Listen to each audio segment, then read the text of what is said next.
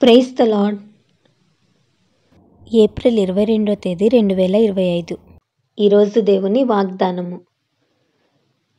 అగ్నిగుండములో నుండి మమ్మును తప్పించి రక్షించుటకు సమర్థుడు. దానియేలు గ్రంథము 3వ అధ్యాయం 17వ వచనం.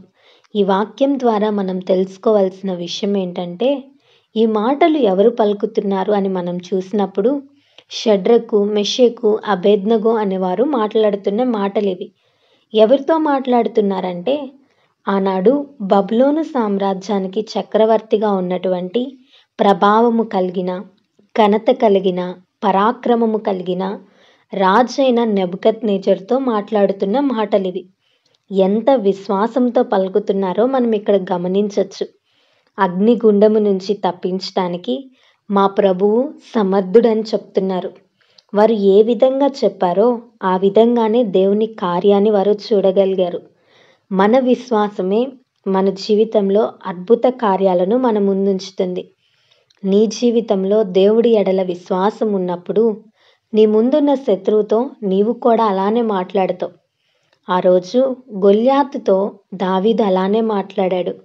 నీతో యుద్ధం చేసేది నేను కాదు, నా దేవుడే నీతో యుద్ధం చేస్తాడని చెప్పాడు. అదే రీతిగా గొల్యాతు మీద విజయం సాధించాడు. గొల్యాతు బలమైన వాడైనప్పటికీ దావీదు విశ్వాసమే అతనికి విజయాన్నిచ్చింది. నీ ముందు కూడా అగ్నిగుండం వంటి సమస్యలున్నాయా? గొల్యాతు వంటి శత్రువులున్నారా? ఒకవేళ ఉంటే వాటితో ఈ విధంగా చెప్పు, నా ప్రభువు నన్ను రక్షించడానికి సమర్థుడని చెప్పు. దేవుడు దాన్ని నెరవేరుస్తాడు. దేవుని మీద నమ్మకం పెట్టుకో. భూమ్యాకాశములను సృజించిన దేవుని వైపు నీవు చూసి, ఆయన రక్షకుడని, నీ దేవుడని, నీ కొరకు దిగివచ్చాడని, నీ కొరకు ఏమైనా చేయగలడని నమ్మి నీ సమస్యతో ధైర్యంగా మాట్లాడు. ఘన విజయాన్ని పొందుకుంటావు.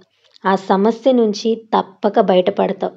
ఆనాడు వారిని రక్షించటం ద్వారానే దేవుని గొప్పతనాన్ని ఆ రాజు గుర్తించాడు. నీ ఎడల దేవుడు చేసే కార్యాల ద్వారానే లోకం దేవుణ్ణి గుర్తిస్తుంది. కాబట్టి ధైర్యంగా విశ్వాసంతో నిలబడు.